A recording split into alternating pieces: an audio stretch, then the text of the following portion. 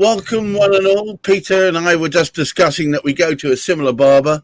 I just wanted to welcome everybody to what is, let's face it, day 4 out of day 5 of Business Networking Masterclass live with Peter Russell and myself, Gareth Wax. Good afternoon, everyone.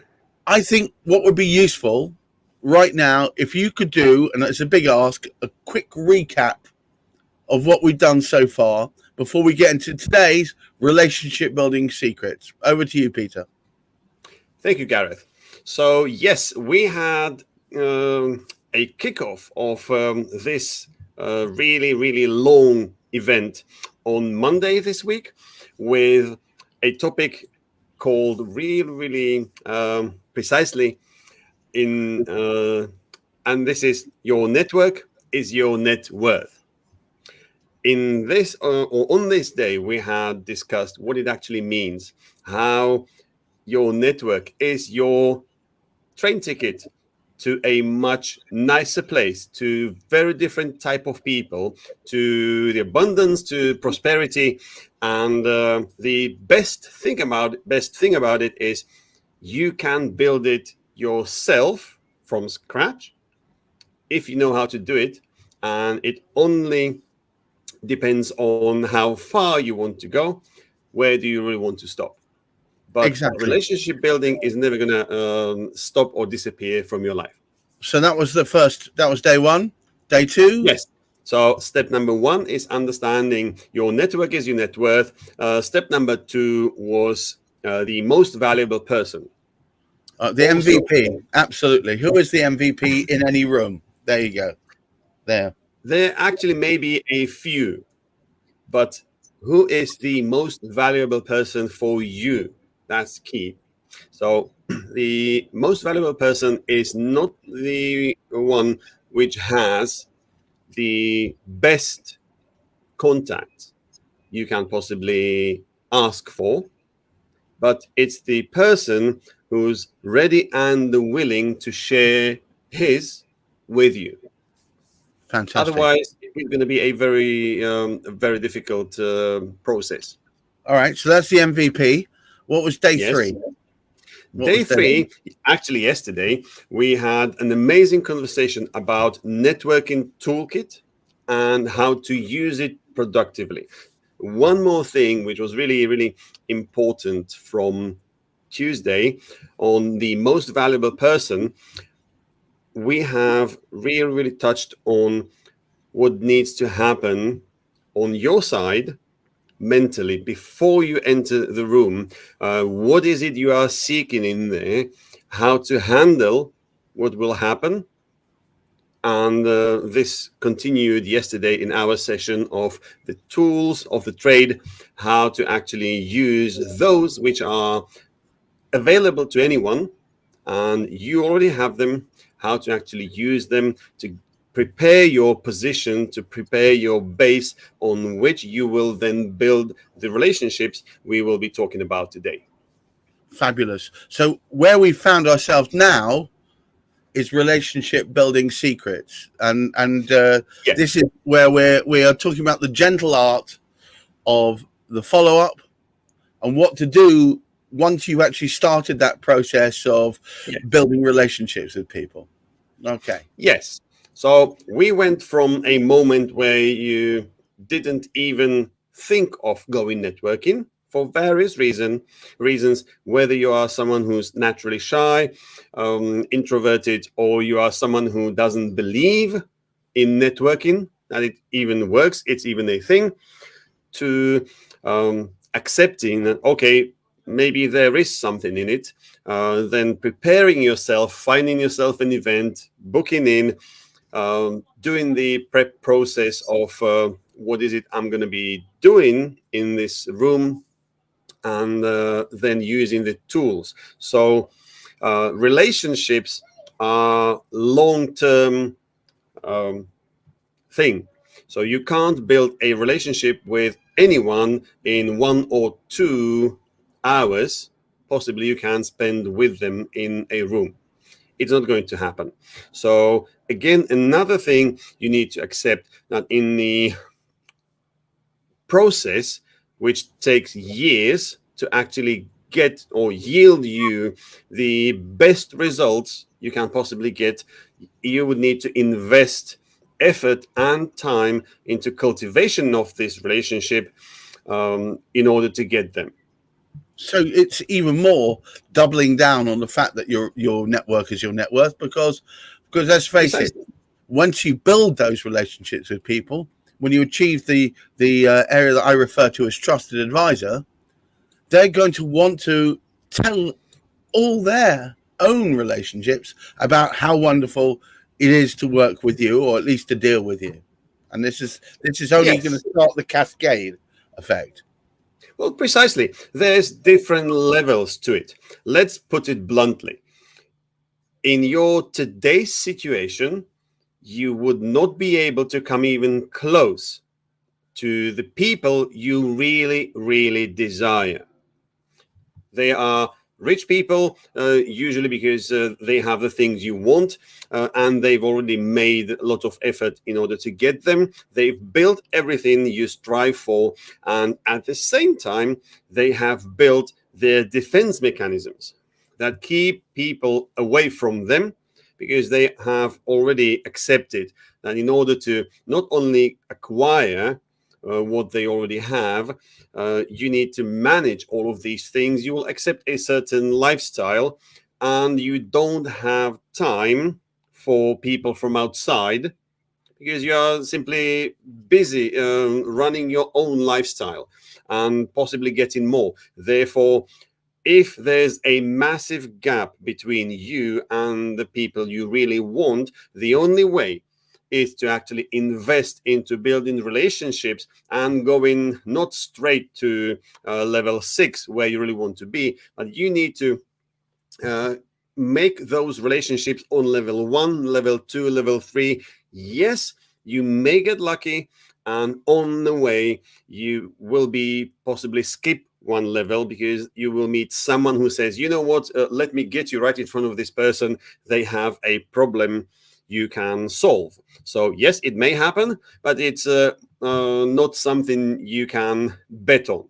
Therefore, accept it's going to be a long-term process, building those relationships through levels and slowly opening doors to opportunities at the next level. Also accept that with every next level, the complexity and difficulty to make that transition from, let's say, level 4 to 5, 5 to 6, there will be lots of obstacles.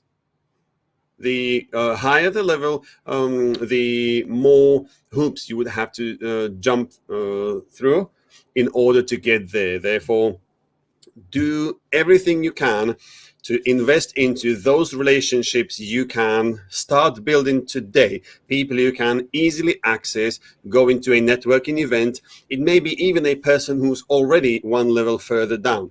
However, what's really, really important is to actually go into this with one thing on your mind, and that's while you are doing this, you are building a skill. You are building the muscle of presentation, of communication, which simply you have to be absolutely master of. And actually, the higher your level of communication and presentation, the easier it's going to be to transition to the next level. So it's something what depends on where you are on the journey right now. Maybe quite a thing to do with a lot of effort being put in. You may transition at this point where you are right now quite quickly. Then later on, you will hit a barrier where you would have to learn something, actually even more challenging to unlearn something. That's going to be the thing. Even for serial networkers like myself and Peter, we still have to go through similar processes each time. There's no short circuit to this. I meet someone for the first time, often through a Zoom meeting. I have a chat with them. We discuss the things that we're trying to achieve. During that time, I'll ask them to tell me about all the pains they're having, some of which I might be able to help with my business, other of which I might be able to refer them to other people who can help them out of whatever their position is. They Yes. see the benefit of being in a relationship with me, because I'm not just trying to grab money or trying to grab business. What I'm trying to do is help, and then the relationships gets nurtured and nurtured and nurtured, and it's that follow up process that is absolutely the most important thing you can be doing at that stage. Yes, it's the inevitable step. However, let me just give a little bit more on the things you may need to unlearn. We are talking real social mobility here, where simply if you are someone who's working class, you would want to break into middle class, from middle class to upper class to the rich people, from rich to the ultra wealthy. All of these theoretical classes of people have their traditions, rules, way of thinking and operating. And if you don't even know the way they think and operate, you stand no chance of actually ever getting in there. That's why homeless people cannot sell billionaires. They don't understand these people think and operate, their relationship with money. Therefore, simply they would not be successful in creating a relationship like this. Also, ultra wealthy people look down on homeless people because they find it equally difficult to be and stay homeless than to actually put the effort in and build the wealth and abundance they can enjoy. So those things are the differences which are key to understand every time you try to move one level up. So in order to continue what we've talked about yesterday, using tools to start conversations that will help you facilitate this conversation. We talked about LinkedIn, we talked about WhatsApp, we talked about Instagram. Social media is a tool which most people where you are would be familiar with. And it would be a missed opportunity to forget about it. So, as per yesterday's conversation, LinkedIn gives you an immediate window into the world of your prospect, of a person you meet. You will find where they are right now, who do they work for, who do they work with, where they have been, and also the content they are looking into, what they are commenting on, what they are looking at, liking, etc. It's same thing for every social media. You don't have to be on LinkedIn. You can decide, okay, I'm a TikTok enthusiast, for example. It can be used and leveraged. It's a platform. No matter what's your favorite platform, it actually matters what's their favorite platform. You need to be there. You need to be able to see, use it. It's a tool, it's a connection, and it's a must for every single professional. I couldn't agree with you more. You need to make sure you're communicating with them at the places they want to be communicated with. So you really got to tailor your mode of communication to the way they're likely to receive it. Precisely. And at the same time, social media allows you to do something email cannot. Let's say you have, in the old school way, you have met someone at an event, and you have exchanged cardboard business cards, and next day you either called them, had a little conversation with a PA, and having those conversations for months, never actually reached this person again. Right. It happens more often than not. Same thing with an email. You will get an email address, and simply you can be sending 10 emails per day.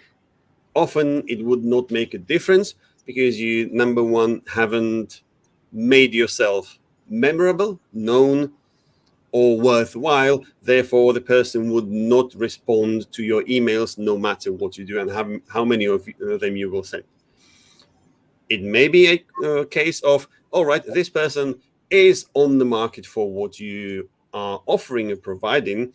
However, it may not be right now. And if you would give up on this, you would never find out. If you want to know more, find yourself a book which is called, I believe, 5 Foot from Gold by Sharon Lecter. Amazing book about giving up. So social media is your ultimate tool into knowing where these people are, where they are congregating, who are they meeting with. Often, this is your number one differentiator. If you will meet someone and find this person absolutely amazing for what do you need to achieve, often you cannot go directly. You have to befriend one of the people they are connected with. And only when you build those relationships with others and you will start appearing in their world more often than not, it will be accepted as an idea that, okay, well, this person is here to stay because he's friends with my friends already. Therefore, I'd rather get along with it and start a conversation as well, because these people who are my friends, they will be talking to him or to her. Therefore, they will be talking to me about their interaction with this new person. It is unavoidable. If you will skip or forget about this relationship building aspect, your success rate will be multiple times lower. And that's why you are building your network to give you your net worth, but it has to be very focused effort. You will meet hundreds, possibly thousands of people. From those people, you need to really know, okay, I am meeting these people. I can become friends with them, or at least be on their radar that, yes, I do exist on this planet. But at the same time, from all of those parts of the spectrum, your niche, your goal is a particular vertical industry. So you may be in construction, you may be in finance, you may be in law. So focus on these people. And the people you meet around this, they are like not necessarily a filler, but it's no industry exists on its own. It hedges into others. So you can use the people from other industries to use as collateral or as an asset you can use for the people you really want from your industries. Say, hey, I actually met this person last week. We spoke about X, whatever this was, and I thought it would be really interesting if you two would have a conversation, because I believe this would be really valuable for both of you. It's an amazing way to make way into someone's orbit in a very natural way, because you are providing them with value. You are not selling them anything. However, you are selling them an idea of, Peter is now going to be part of my world because he's making himself valuable. He's interacting with people who are naturally around me. Therefore, when they will buy that idea, things will start happening. Do you know what's most important in all of this? What's absolutely important is you've got to realize that you're neither above nor below anyone you interact with. That effectively the only way that you can become part of their life, by becoming part of their network, by being relevant to them, is that to talk actually at the same level as them. So you need to almost share as much about, you know, the pitfalls and all the success in your life as you'd expect them to share with you. And it's only by that kind of methodology, will it grow into a strong network relationship? Remember, I suppose one of the end goals, not the only end goal, is to turn that person into your best marketing asset. So you want them to be having a conversation with somebody else and they say, I'm really struggling within my business framework. I find that I'm not sure what I'm supposed to be doing next. I sometimes feel a bit of imposter syndrome. I feel I shouldn't be here. And you want them to go, well, do you know what, Peter, he's my man. We've been talking about these things. You should really speak with him. He can find you frameworks, methodologies, directions that will help you feel not out of place, always knowing where you're going next. And that would only happen if they already esteemed you, because they'd already felt that you were approachable and supportable and would support them. So that's what you're looking for. Create your best marketing asset out of the people you meet by making them love you. And you're selling not really anything except for yourself, in the same way as you would do when you're building any new friendship. I totally agree. One thing also not to be forgotten about is that, yes, your intention is to get in front of this particular director who can make a decision of whether they will buy your product or service or not. It's a human being, but at the same time, your focus is on the word director. What you really want is to build a relationship with that role through the person. And let me give you an example why this really matters. So imagine you have on your mind someone you try to get in front of for the last 5, 6, 7 years. And you tried and tried and tried. Who knows this person? And when you finally find someone, okay, who's the connection, like your direct access to this person because they play golf, you will find out that this person had moved to either different department or works for a competitor or started their own business. Therefore, this person itself, himself or herself, doesn't have any real value to you.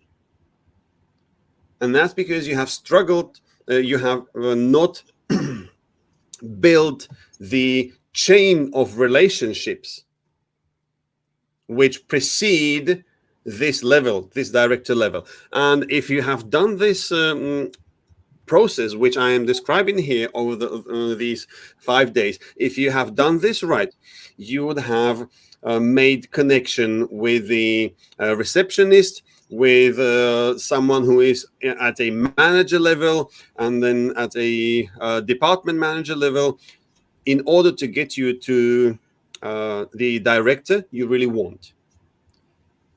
If you've done this correctly, chances are that one of the department or division directors will become the top director.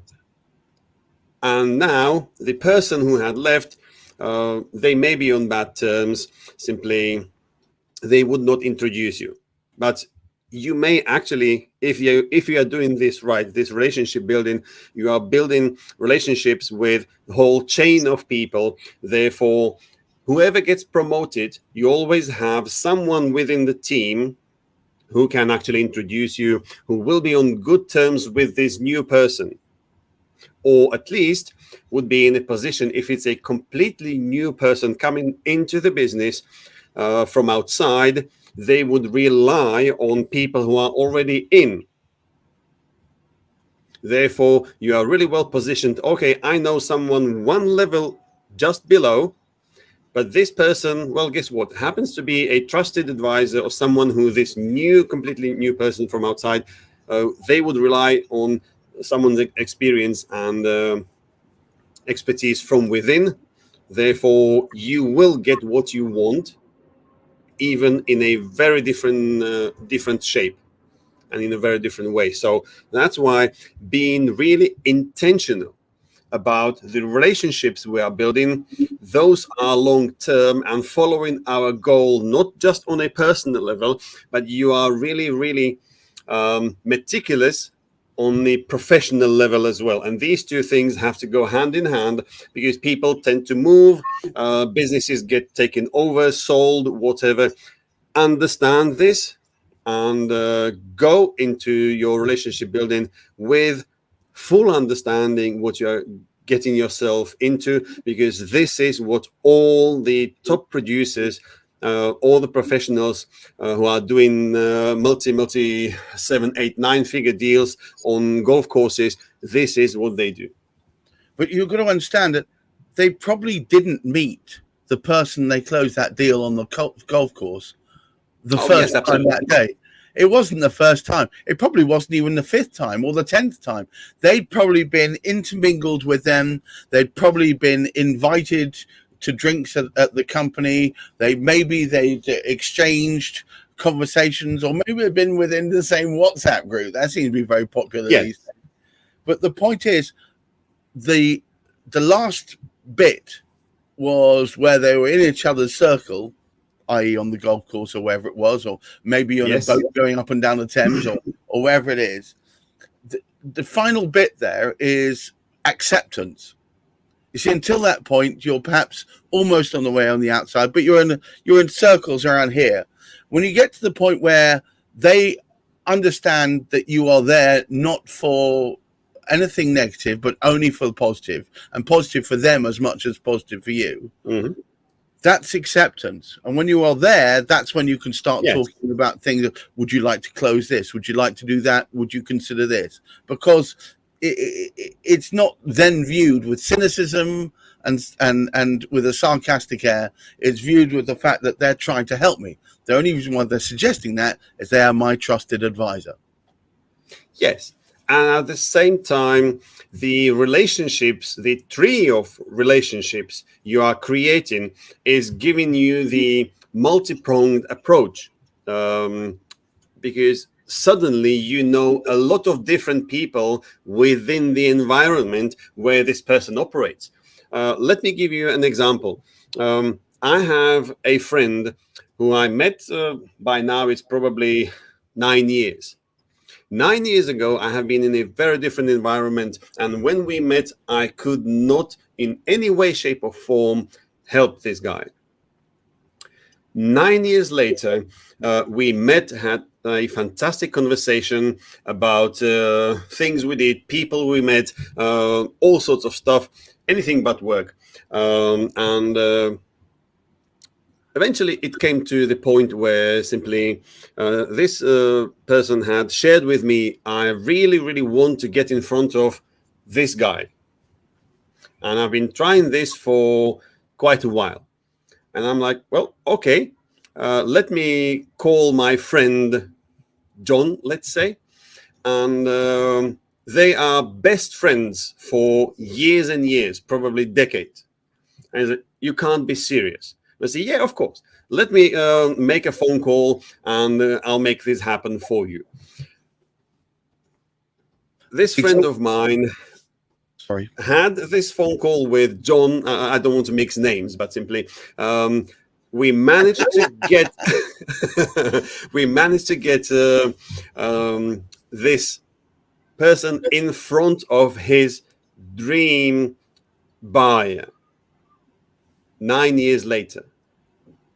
And eventually the conversation happened after this. And he says, thank you very much indeed. I have never, ever imagined that there would be someone in my life who would make this happen. I tried everything I can over the last 9 years. And you just made it happen within, it was about 2 months. Until everything settled and they literally had the conversation. And that was just through the strength of the relationships you'd built. Precisely. All right. So I didn't even dream of it. What I wanted to say is we were looking forward to having a special guest. The special guest I'm bringing on today is a gentleman who I've worked with in networking. I met him through networking quite some number of years ago. I would call him one of the super networkers. His name is Nick Blanchard. He runs a networking group called Zuko. So welcome. Oh, we have Nick here. Wow. Welcome. You're Nick, muted. Oh, no, I muted him. I'm so sorry. It was right. There we go. Okay, keep him like this. Good afternoon, gentlemen. How are we? Well, look, Hi, welcome. When I was talking to Heather about looking for people to bring on this stream to talk about effective networking and relationship building, she said, why the hell aren't you talking to Nick? He's the man. So Nick is the head honcho of Zuko Networking, one of the most relaxed and enjoyable networking experiences I've ever had. And where were you up to now? I mean, you pretty much built it from the ground upwards from the beginning of the pandemic, didn't you, really? Oh, yeah, you were almost 3 years. So September 2020, yeah, right in the middle of the pandemic. Absolutely. I've been doing it for other people for many, many years. But finally, I thought something was telling me the universe to say, look, Nick, come on, do it yourself. So, yeah, September 2020. So we're approaching our 3rd anniversary. And it's not been without its stresses and its strains, but now you've got hundreds of members, multinational. Yes, correct. I mean, not exactly hundreds, but I mean, we're getting in there. But it's not about quantity; it's about quality. After all, it's amazing the number of members who suddenly leave who haven't seen for 6 months. You know, it's amazing, isn't it? The people who turn up and are consistent and are always there do well. The people who never show up don't get any business and disappear. Funny that, isn't it? Well, exactly. The harder you work, the luckier you get.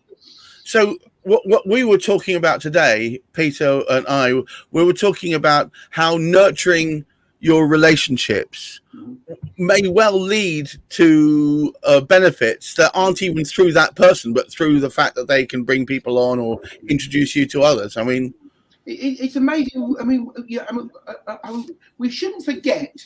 We shouldn't forget how people think of you in their own little Rolodex in their mind. Okay, we've all got a Rolodex in our mind. And we meet someone, and immediately we put them into certain categories, don't we? I met people, and I thought immediately, oh my word, that person needs to be avoided at all costs. They thrust a business card in your hand. That must have been me. No, he's actually parroting the story that I was telling you about, the thrusting of the business card. I mean, I've met one particular network I went to. I met a young lady, and you do the hello, how are you, what do you do? 20 minutes later, she'd launch into a thing about 20 minutes. And within 4 or 5 minutes, I thought, right, the moment you stop talking, I'm going to leave you because you are boring. I've got no interest in you at all. Okay. And they give you a card and that's it, and they're off. And so, yes, I mean, my point is that someone like you, Gareth, okay, is that you're in my Rolodex of good guys, connected good guys, okay? And so if anyone wants anything, okay, in the future, my little internal Rolodex will be flicking through. Oh yeah, that Gareth Wax, and they're like me. I mean, I was in insurance. I was doing health insurance with Vitality, and people do remember me. And people still ask me. I get emails all the time. You're the Vitality man, aren't you? And so yes, absolutely. You need to be nice. You need to be genuine. You need to be authentic. Okay, and you'll make an impression on people, and never try and make the bad impression because that will never get you very far. Well, and not only that, but it sticks like dog shit. It will stick to you forever. You no matter what you do, if you make that bad impression, doesn't matter how many wonderful things you do. Well, that's how you'll be remembered. Yeah, and those first 10, 20 seconds, I know I'm aware I'm good at it because I like people. I'm with people. I stewards. I'm with people. So you see someone instantly, and there's something about them you can talk about, okay? There's something about what they're wearing, what they're holding, something about them. You can just start a conversation, okay? And so, you know, when you say the hot weather, you say my word hot. You got any holidays to look forward to or something? And then got into hot holiday. I've been there, whatever. You don't have to do the sales pitch, okay? It is not about the sales pitch. You've got to get to know the person first. And once you get to know them, you can get to like them. And once you get to like them, you can get to trust them. And then once you get to know, like, and trust them, you can pass each other business. Who knows? or even introduce them to other people who can then pass your business. Exactly, yeah. I mean, the number of people, I'm lucky, people say, do you know someone? They say, oh, Nick know someone. I mean, although someone asked me yesterday, did I know a trombonist in the Richmond area for a band? That's a little bit too specific. I had to say, I do not know a trombonist who will play for free for 2 hours yet tomorrow afternoon. But you had a message out there, so yeah, that was quite random. Well, probably you would find out pretty quickly if you just open your window. You can hear someone on the trombone. Oh, yeah, there he is. It comes back to I love people. I love people's stories. Everyone's got a story, okay? And it's not about what their business is. It's about them as a person. We've all got interests. I mean, I'm a big sports fan, so sports is a big thing for me, okay? For men, I know Gareth is not a sports fan, but for men, it's a big thing. You find the hook. You find the hook, which is their sport, and then you get onto that subject, rugby, football, whatever, okay? And that's when, I mean, you don't know. There's a big cricket game starting tomorrow morning, 11 o'clock. Huge cricket game tomorrow morning. Okay? It's amazing. They use really weird bats for that, don't they? And so for some men, you know, a lot of men, tomorrow morning, 11 o'clock, we're all about the cricket, okay? And so we will talk about that. And it's interesting. So, yeah, you have to have that love of people, though. Love people, love networking. Families, holidays, football, sports, whatever it is that pulls them all together. You know, that's the thing you've got to strike a balance with. So thank you so much for coming on, Nick. I didn't mean to pull you out of your preparation for the sunny weekend. But I just thought, since we're talking about the very topic that, let's face it, is now your business, if there was somebody who could talk about it with some degree of certainty, it would be you. I have a question here for Nick. Please. Did you ever imagine being in finance and insurance and you would ever run a networking group? Was that having your game plan? Yeah, I think I always knew I would. It was always on my mind to do it. I did it for 4 or 5 other people. So yes, I think I always knew I would. It was not. I'm not sure it's my why, but yes, I like organising things. I like people. So the natural progression is organising a networking group. So yeah, I think I always knew I would one day. This is really interesting because on day 1 on Monday we have been talking about networking being a tool with which you can do market research, which when you go out there, you talk to people, you will, over a certain period of time, you will find out what is it they look for, what is it they need, what is they're lacking. And I believe the reason why you have ended up running a networking group is your organization and connecting skill is actually the thing which can cater for precisely a people network. So you had the people, you had the skill, it looked a no-brainer, you had everything else you needed, and there was a need suddenly in the marketplace in 2020. So you just say, hey, let's do this. I have the tools, I have the expertise. Yeah, I mean, I don't want to. I mean, it's not about. I mean, there wasn't networking. I wanted it my way. So the pandemic, okay, messed up all our brains. It wasn't what I wanted. There's a very expensive kind of rule-driven networking, very hard line. Then they also talk about the loony left and the hard right. Okay, the loony left. Okay, you turn up in a room and just have a chat with a couple of us and go home. That's the loony left. I think we all know what the hard right is of networking. Absolutely. You turn up with titles and you salute at each other all that clapping and applause and all that kind. I wanted to be somewhere in the middle, okay? And it wasn't, for me, there wasn't anything in the middle. So I thought, I've got to do it myself. And so, yeah, 15 years of networking, I wanted to network my way. And this is exactly what I wanted. So I do it myself. Precisely, this is what I'm talking about when we say your network is your net worth. It tells you, it shows you what is there required and not present, so you can actually step into the void and solve the problem. Well, I mean, this is actually a cracking demonstration. Can I say this? We were going to be talking to a different networking entrepreneur before. We booked. Unfortunately, she's a mummy and has children and so on and so forth. And so the fact is, because Nick and I think Nick would agree, we're actually very good friends.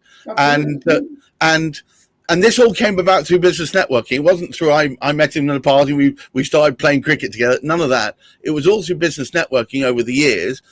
I was able to, while we were talking, send him a message and say, Nick, would you jump into the breach and support us? And he said, of course I will. Well, the thing about you, Gareth, the thing about you, I met you. I mean, you know, I could tell straight away you're a good egg, and you're quirky, and I like quirky, but you're a good egg, okay.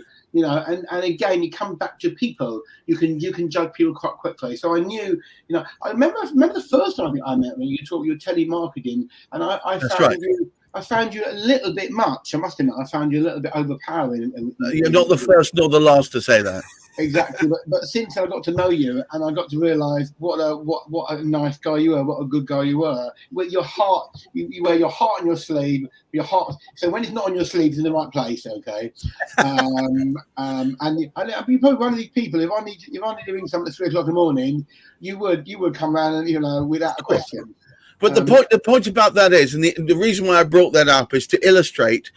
You wouldn't have done, no offense, but there are probably some Zuko members that if they said jump onto something when this is home time, this is when you're supposed to be with your darling wife and chilling your boots with a nice sangria, not faffing around with business networking. When you're working for yourself, we're working from home.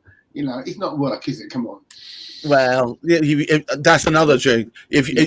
I don't think anyone should go into business networking. Nobody should go into business networking unless they're going to do it wholeheartedly. Mm-hmm.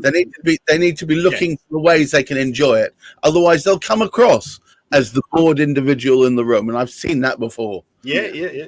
I totally agree. So thank you for jumping in at a very short notice, Nick. Thank you for your time. Thank you for joining us. Thank you.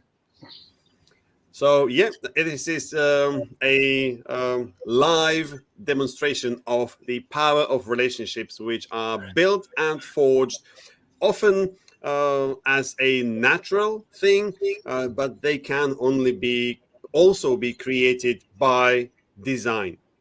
And this is what I'm actually talking about. You can become what you really want, make your way to a circle of people you are looking up today and say, hey, I don't think I would ever become even or get anywhere close to them. And there's lots of people I know who actually achieved this. They are best friends with their former idols and people who they really, really admired. It can be done. You only need to invest your time, effort, and resources into building a network that would open you these opportunities. So let's have a look at the technical side. How does it actually work? And one of the things, yes, you can use LinkedIn, you can use WhatsApp, Instagram, any social media platform as a tool. Number one, there's actually more. The relationship building comes long after the initial contact. So yesterday we have wrapped up about connect with someone via their social media platform, get a connection request from them. If you can, let them follow you, you follow them, then you follow up. Follow up is the thing which most people forget about, because they underestimate the power it actually represents. So following up with someone is the number one thing, number one differentiator. And in order to stay on top of this, you will need another tool. I will not share with you the one I am using, but use any brand you can think of. It's called CRM, Customer Relationships Management. In this tool, you need to aggregate all of your contacts. So yesterday we spoke about LinkedIn. When I go to a networking event, I have them scan my LinkedIn code, send me a connection request. Then I follow up with them, and by accepting, sending them a message, thanking them for their time, really, really enjoy the conversation. And by doing so, by actually accepting the connection, I get access to the data which is stored on their profile, which is technically an email address, phone number often. That brings me closer to them, even if they didn't share their business card with me. So now, having this data, yes, you can abuse it and you can start spamming them with sales messages 10 times a day. Please don't do it. It's never going to work. And it's the quickest way to get blocked. I tell you, quickest yes, way to however, get blocked. Remember, yesterday we have been talking about going networking. Yes, networking as a data collection exercise. So you are going out there to meet people, find out what's their needs, what they want, get their name, phone number, email address. Yes, I'm going to re-emphasize that point you made yesterday. If you return home from a face-to-face networking event and you have no data, then you probably wasted your time. You need data. Ideally, not even just cards. That's why LinkedIn connection is so potent. It goes one step further than a card. I want to share with a couple of tools which I think will help people. So, tool one, it's a tool called Camcard. Now, what Camcard will do, and it works on mobile phones, both Android and the Apple varieties. What you can do is you can scan the card as you get it, and it will add it into your contacts database immediately. It does not mean they're connected to you on LinkedIn. That's why I would say if they feel they have to give you a card, also get them to do the LinkedIn thing too. The other tool I was going to say, and this is a more interesting one. I do what you do, Peter, but I also direct them to something with a payload. And what I mean by that, I'm going to give them a free gift. Now, that free gift, in my case, is under my tips and tricks link. Now, tips and tricks actually goes to a Google form. Google Forms are free, available to everyone. And what you can do is ask business pertinent questions.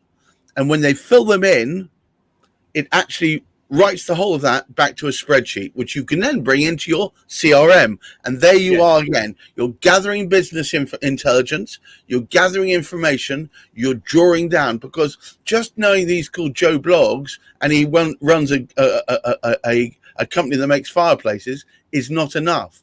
You need to know where he is, how long he's been trading, whether or not he's interested, whether or not he's shown an aptitude towards this, and this, what he's used in the past, and why he wanted to talk to you in the first place. If you've got that information, it means that when you make your next contact with him, you're starting in the middle of the conversation. So I hear what you wanted to do was increase your sales in Q3. I've got an idea for you, which is a completely different thing from, I remember we met somewhere. Would you like a coffee? Sorry. Yes. No. This is actually perfect. This just demonstrates that the professionals, regardless of the area of their expertise, are using different types of tools. And whether you will rely on just one or you will use a multitude of them, the more you will be doing this, the higher chance you're going to be using more than one. However, and you should be doing it with intent. I mean, your focus isn't just, I want to get any old bits of data. There are specific bits of information that you want. And you want them to be giving it to you willingly. So that's giving you tacit agreement that you can contact them again. Precisely. This is the theme overarching every single day of this week, this whole masterclass. It's my desire and my goal by the end of tomorrow is helping you stop being transactional and start being intentional in what is it you're doing, how are you doing this, and what are you trying to achieve by doing this? Because you can go everywhere. And strategic in your intent. Yes. Absolutely. You can go around doing the same thing over and over, only to grow tired of it and quit in the end. So, tools of the trade started yesterday. We are continuing today with a CRM system. It's the absolute must. And it can be anything from the oldest possible version of a CRM, which may look like this. Yeah. And that's a big papery thing, Peter. Yeah, Google it. If you must, Wikipedia page about it. But if you must, start with a spreadsheet. And in fact, Yes. in many ways, starting with a spreadsheet might be good for you because it will force you to think, what are the different elements that I want from them? Because remember, if you start from a spreadsheet, you can then import it into whichever CRM you choose, and that will then take you on to the next step. So maybe think about, what are the field names, i.e. what are the types of data that you want from the people? Obviously, your first name, your last name, where your business resides, what your business is about, when it started, and also who are the main people within that business who are the primary contact. Not the person you might meet at the event, but who the business, who the decision maker is. The DM, the decision maker, that's the primary bit of information you need to know. Yes. So it's critical, I would say. It absolutely is. So let's take a look at the most successful companies out there today. Let's take Google, let's take Amazon. List is really, really long. But why are they so successful? Because they are relentless in collecting data points on you. And I would bet with anyone that even if you have never shopped at Amazon, let's say, they probably have about 300 to 1,000 data points on you already. They have the app, they have the Alexa in your house. They even listen all the time what you are talking about, just to serve you. Oh, by the way, people in your area are buying this. Simply, this is the thing which differentiates amateurs from professionals. It's system and data collection. If you have those two, you will be unstoppable. So you must have a process. You must have a process. Yeah. And the CRM is the centralized data repository. But how you get the data there and the types of data it's going to take might not just be one table's worth. It might not just be name, address, company type, company size, etc. It might be such things as, what do they typically buy? When was the last time they updated their insurances? When, you know, all that sort of bits of information, and you're going to gather that through conversations. Yes, that may not be, there may be unintentional information that you hear from them talking to you. Oh, I didn't mention, I must sort out my insurance. I'm about to lapse. Do you see what I mean? As you build it up, you're building an overall picture, a dossier of information on them. And by the way, and this may be a shock to you, don't think they're not doing the same about you. That is what that sets. Professionals do. Yes, bet on it.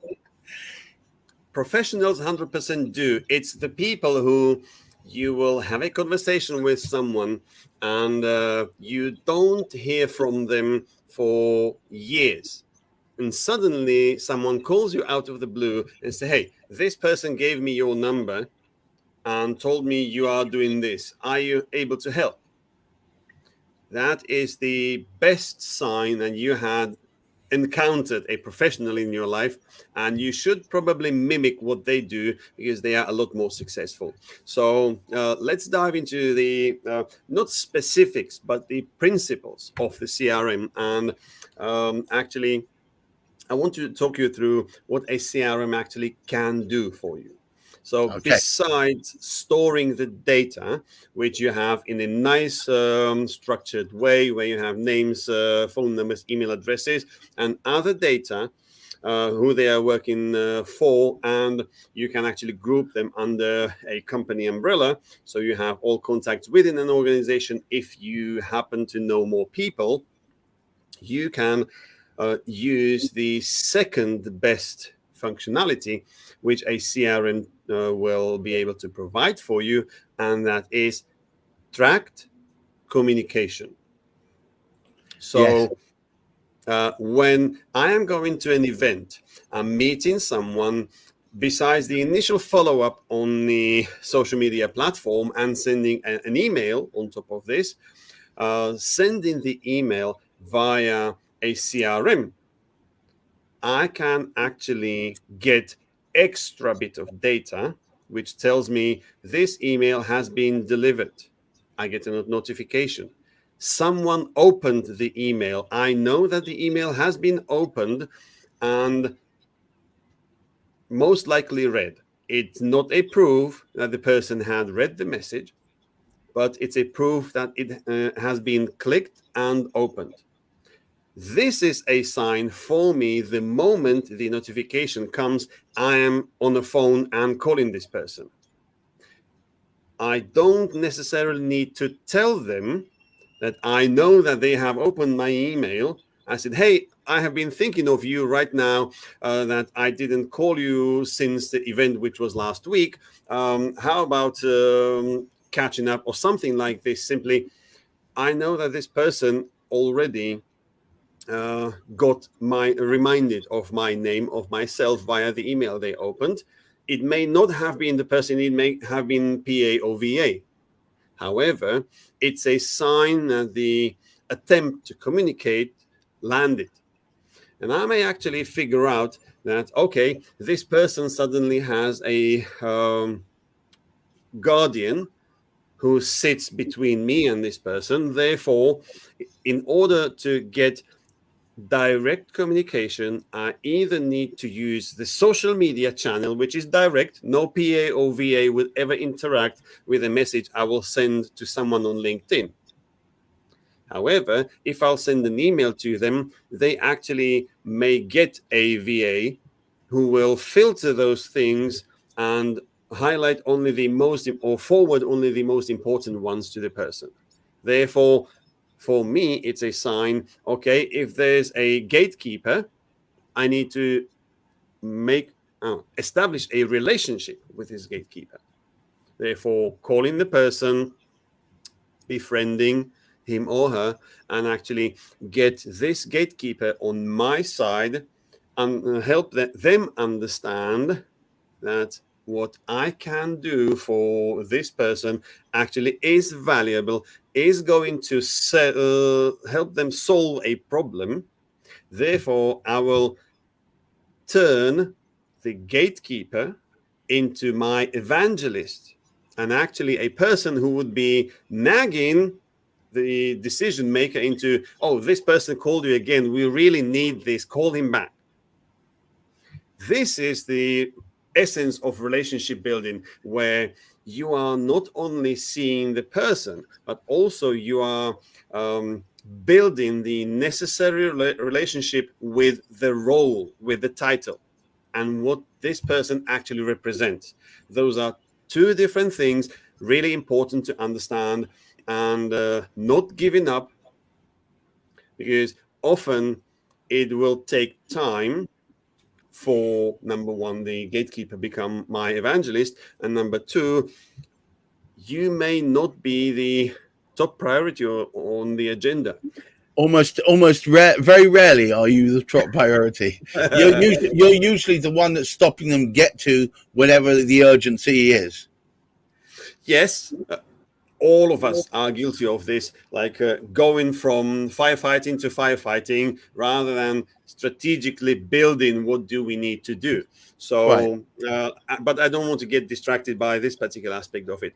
What I need you to understand, that it's really important to build those relationships within key persons within the organizations, even if it's a VA. Even more so, if you will build an amazing relationship with a VA, you can bet this person is a VA for possibly 10 other people. Right. I totally understand that, yes. Again, the same thing I have been talking about on Monday. Your network is your net worth. You are networking because you don't want to acquire your clients one by one. You want to acquire them in bulk. You want to find one person who's going to open your door to 10 people, 100 people, 1,000 of them. So if you will befriend a VA and sell the VA on an idea, this person will nag not just this one person, but will find a way how your service or product fits into this, and this person's agenda, because they are on top of it every single day. This is why are you doing it. It's not just the decision maker. Yes, the decision maker is the stamp. or a signature on a check. But this person has to be sold first, and it may not be you who has to sell this person.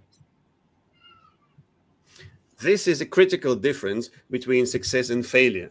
And that's why amateur sales people cannot achieve the results they want, because they don't understand the evergreen principles. They don't understand how this works and who are the actually key people to build relationships with, and focusing on spending their efforts in trying to get in front of the person who may need to make a decision, but if they don't understand why and how it actually fits, how it actually helps them to achieve what they need, you stand no chance of doing so. I always refer to it as identify the stakeholders, identify the influencers, and make sure that you make the influencers your friend, so that when you actually do approach the stakeholder, you can say to them, well, obviously, you've heard about me, haven't you? Oh, yes, of course. John keeps talking about how we should be talking. So that means that it enables you to get to your desired endpoint much more elegantly and without feeling like you're pushing it along. It's more like the ideal being almost they're pulling you along. Because the urgency is there, has been demonstrated by the influencers, who are the VAs and the PAs and the other people within the equation. It's the sales mastery. But at the same time, if you will successfully sell the VA and you'll ask the right questions, the VA can actually tell you and will tell you, if you'll ask the precisely targeted question of, as you said, influencers. Who else needs to be brought into this conversation in order to make a decision of this magnitude? Right. Often, even if you would make it all the way to the decision maker, and if you haven't identified that there's other people who need to take part in this decision, the decision would not be made.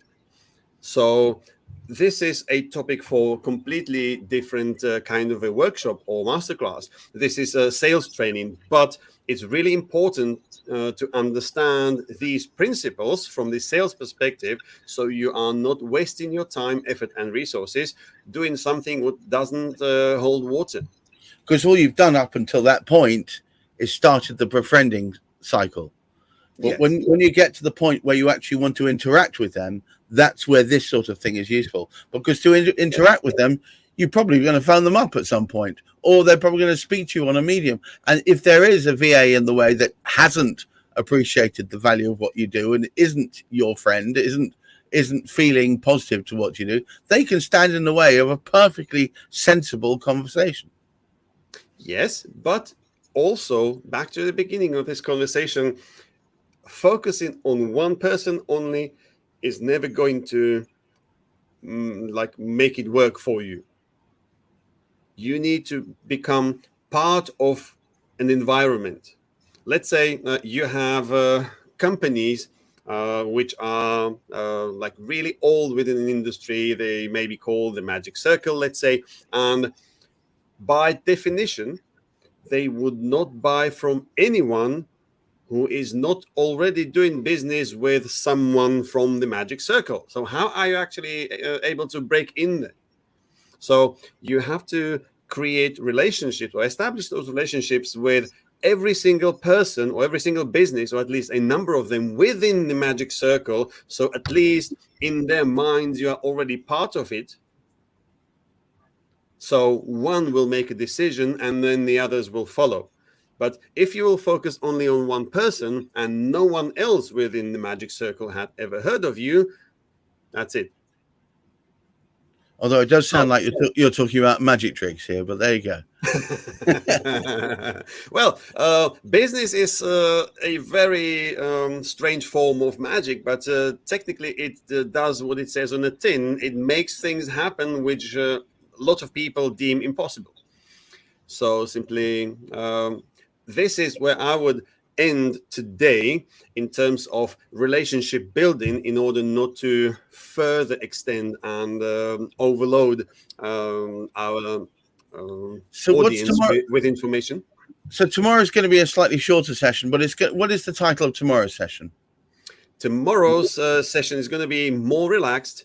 It's called The Way of the Networker, and we will be wrapping up the whole week, bringing all of the topics together, making sure that you are understanding all of the aspects of networking, are able to pull it together and use it effectively so you can get not just the results you want, 10 times the results you really want, literally anything you can ever think of.